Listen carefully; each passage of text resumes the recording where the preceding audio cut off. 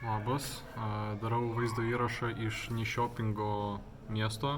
Šiandien yra spalio 19 diena, bet įrašą darau iš vakar dienos, nes nežinau, kas čia yra, bet kelionės pradžioj būnant prie Stokholmo kompas neveikia. Tai dabar vėl artėjom prie Stokholmo, kompiuteris pradėjo neveikti, neįsijungė visai. Aš vakar truputėlį padirbau prie kompiuterio vakare, tai gal atrodo per daug iškroviau ir dabar visiškai truputėlį paužė ir iškart išsijungė, paskui ekranas net neveikia.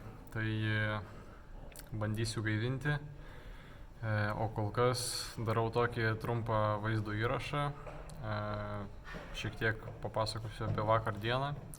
Tai nedaug buvo nuvažiuota iš tiesų, apie 20 km, šiek tiek virš 20. Važiavom, jau galima sakyti, palei Baltijos jūrą, bet ten tiesiog didžiulė įlanka yra jūros. Matėm medūzą vieną ant dugno, tai nežinia ar gyva. Nu bet jau ten jau sūrus vanduo.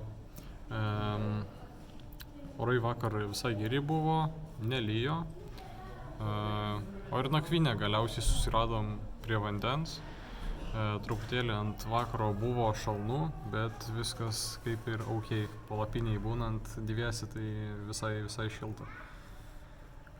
Vakar ir su tėčiu dar susitikom. Grynai jis važiavo nuo Stokholmo, tai vienam miestelyje prasilenkėm.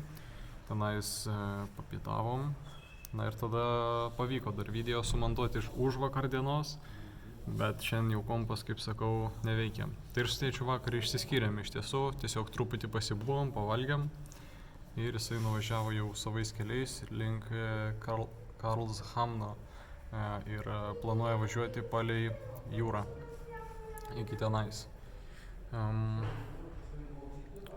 Jo, tiek žinių atrodo iš vakar, tiesiog po truputį važiavom, gražūs orai buvo, nelijo, tiesiog visur geltoni medžiai, tai jo, faina diena buvo visai, bet nedaug nuvažiuota.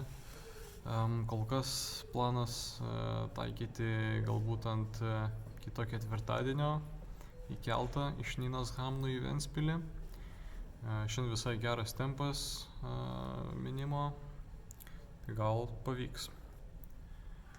Tai jo, tiek trumpas, manau, video, atnaujinu, viskas yra ok, nieko kaip ir neskauda, gal Giedrei šiek tiek sunkiau minasi pirmos dienos, bet šiandien jau visai gerai jau minasi. Dabar padaryta vėlgi virš 20 šiek tiek, bet trumpas sustojimas pavalgyti ir manau dar tiek padarysim ir bus kaip ir gerai. Tai ką? Iki rytojaus, arba vėl susitiksime tokiam įraše, arba jau pavyks kompiuterį atgaivinti ir viskas vėl veiks.